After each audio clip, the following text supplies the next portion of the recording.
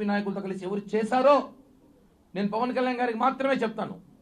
ఆయన చెప్పిన తర్వాత అది మా పార్టీ అంతర్గత విషయము, మా పార్టీ పెద్దలు చూసుకుంటారు. ఆ పేర్లు నేను అమ్మాయి చెప్పొచ్చు, ఆ అమ్మాయి ఎవరు, మోడీ పేరు కూడా చెప్పొచ్చు, మోడీ పేరు, చంద్రబాబు నాయుడు పేరు, అందరి పేరు చెప్పొచ్చు. కానీ ఎవరు చెప్పొచ్చు, చెప్పేసి వెళ్ళిపోవచ్చు. అట్ట కాదు, మేము అట్ట కాదు కదా, నిరూపించారు. ఇక్కడ ఇప్పుడు ఆమె జిల్లా నేత అనింది, ఆయన సంబంధం నేనే చెప్తున్నాను కదా, ఆయన సంబంధం లేదు. సంబంధం ఉన్న వ్యక్తులు నాకు తెలుసు. తప్పించుకోవాలని చెప్పి వేసేస్తారు. ఇప్పుడు నేను తప్పించుకోవాలంటే గణేష్ పేరు చెప్పేయచ్చు, ఉమా పేరు చెప్పేయచ్చు, సురేష్ పేరు తప్పించుకోవచ్చు. కాల్చి ముఖాన్ని వేయడం ఈజీ. ఏదో అంటారు సామెత, గుడ్డ కాల్చి ముఖాన్ని వేశారు. నా మీద గుడ్డ కాదు, బెడ్షీట్ వేసారు. పెద్ద బెడ్షీట్ కాల్చి నా ముఖాన్ని వేసేసారు. దాన్ని తీసుకోవాల్సి వస్తున్నా. సీరియస్గా రాబోయే రోజుల్లో కూడా మీ అందరి అభిమానం, ప్రేమాభిమానం నాకు ఎప్పుడు ఇలానే చూపించాలి. నా కుటుంబ సభ్యుల్లాగా మీ మీడియాతో నాకు తోడుగా నిలబడినారు. అంటే ఫోర్త్ జస్టిస్ అంటే మీరు నాకేదో చాలా మంది అనుకుంటారు మళ్ళీ మీడియా కిరణ్కి వన్ సైడ్ పనిచేసి, అదంతా ఏం కాదు.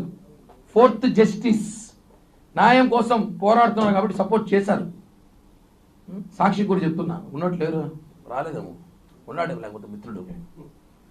ఎందుకు చెప్తున్నంటే వాళ్ళు కూడా వాళ్ళ యాజమాన్యం చెప్పినట్టు వినాలి కదా. వాళ్ళు బాధను తిట్టే చిట్టు కోపం రాదా, వస్తుంది. పాపం వాళ్ళేం చేస్తారు. కాబట్టి ధన్యవాదాలు. చాలా ఆవేదనతో మాట్లాడదాం అనుకున్నా, ఇంకా కొన్ని చెప్పలేను, మాట్లాడలేను. భవిష్యత్తులో మళ్ళీ చాలా విషయాలు చెప్తా. థ్యాంక్ యూ, ధన్యవాదాలు. 1000% అన్నా. ఇప్పుడు క్లీన్ చిట్ ఇప్పుడు పార్టీ ఏమనిచ్చింది, దీంట్లో అంతర్గత విచారణ జరిపి వివరణ ఇస్తాము. కొద్ది రోజులు దూరం ఉన్నాడు. నా మీద ఎవరైతే దొంగ అని చెప్పి నేనే మంచోడని చెప్పినప్పుడు ఇంక దానికన్నా ఆధారాలు కావాలా?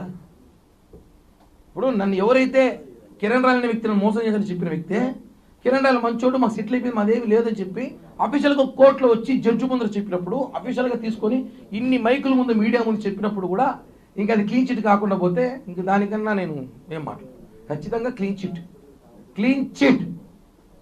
నా ఇంటి పేరే క్లీన్ చిట్. ఈరోజు నుంచి కేర్ తీసేస్తున్నా నేను. ప్రతిపక్షంలో ఉన్నప్పుడు కూడా ఇంకా ఎక్కువ వర్క్ చేస్తారు.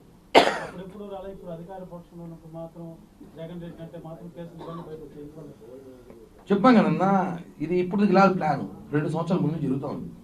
నేను గతంలో కూడా చెప్పా, 1.5 సంవత్సరం ముందే చెప్పా, నా మీద కుట్ర జరుగుతూ ఉంది, ఒక అమ్మాయిని పెట్టి కుట్ర చేస్తున్నారు, ఒక ఆర్థిక లావాదేవీల విషయం పెట్టి కుట్ర చేస్తున్నారు అని చెప్పి నేను గతంలో చెప్పా.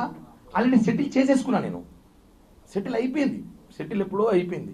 మళ్ళీ తెరపై తీసుకురావడం బాధ. అది సెటిల్ అయిపోయి విషయం తెరపైకి తీసుకొచ్చారు. వాళ్ళ రాజకీయ కుట్ర కోసం ఆ జగన్ రెడ్డి వాళ్ళ ఈగో హట్ అవ్వాలని చెప్పి, వాళ్ళ బాధ సాక్రిఫైస్ కావాలి కాబట్టి నన్ను తీసుకొచ్చారు. కిరణ్ రాయల్ అనే వాళ్ళు వదిలేస్తే ఇంకా వీడిట్టే పోతాడు. తొక్కడానికి ప్రయత్నంలో ఇది ఒక్కటే అవకాశం అని చెప్పి తీసుకొచ్చి చేశారు. నేను క్లియర్గా ఎందుకు తెలుసా, నా దగ్గర కూడా ఆధారాలు ఉన్నాయి కదా. నేను డబ్బు ఇచ్చిన ఆధారాలు ఉన్నాయి, సెటిల్ అయిపోయిన ఆధారాలు ఉన్నాయి. అప్పుడు వినాలి జనాలు. ఎంతసేపు వన్ సైడ్ ఇంటే కాదు కదా. ఎవరున్నారు, ఎవరు ముందే వచ్చుంటే?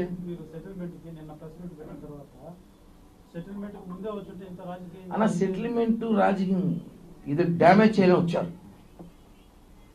డ్యామేజ్ చేయలే వచ్చారు. కిరణ్ రాయల్ రాజకీయంగా రాజకీయం ఎందుకు చిట్టిరెడ్డి